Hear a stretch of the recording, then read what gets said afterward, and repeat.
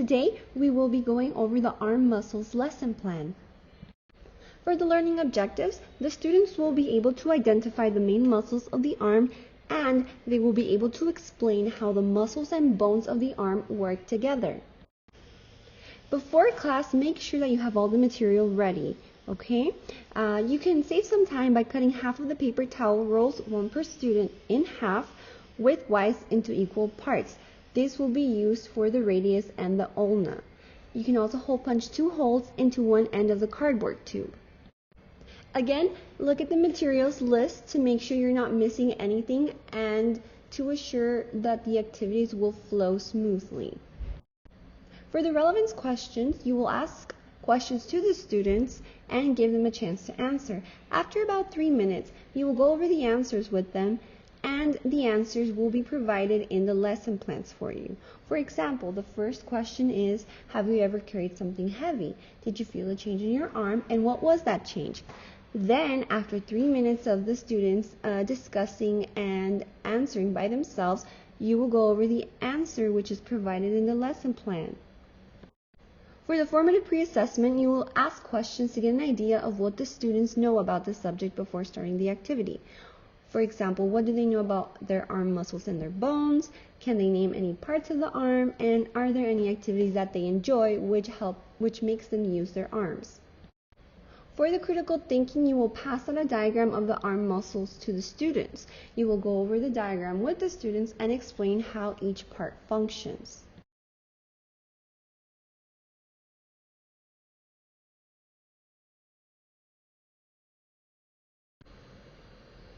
You will demonstrate the biceps muscle at work through this activity. Have a student try to bend their arm, and then another student will hold their hand or arm firmly at the wrist and hand. They will use their strength to try and prevent the other student from bending their arm. Be careful not to forcefully exert pressure, which will bend the hand backwards. While trying to bend their arm, the student will see the biceps muscle at work.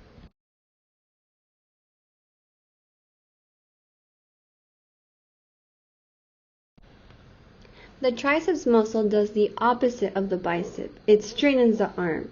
Now have a student try to straighten his or her arm while another student tries to stop it.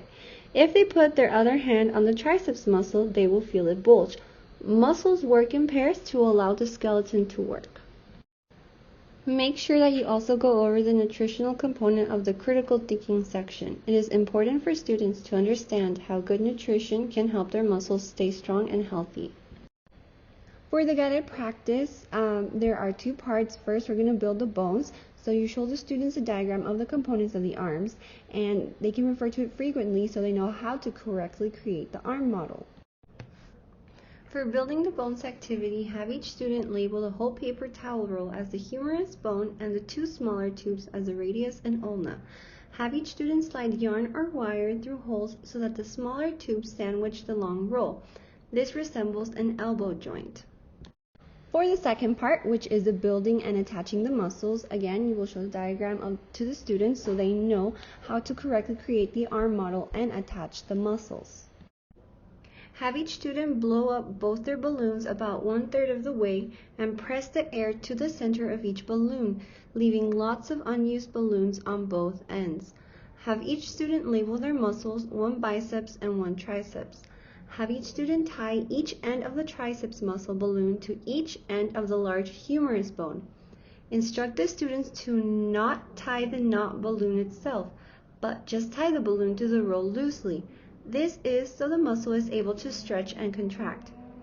Have each student repeat the previous step with the bicep muscle by tying the upper end of the biceps muscle to the upper part of the humerus bone, and the bottom end of the biceps muscle to the spot where the radius and ulna come together, and use the balloon to draw them even closer. Demonstrate how you can extend the model arm flat. What happens to the balloon? The muscle or balloon stretches and becomes flatter. When the arm does a curl up against the muscle, it contracts and the muscle bulges. For the closing reflections, the students will think about what they learned today and answer questions. This last section is to allow students to see what they learned today and whether they can recall the information presented to them.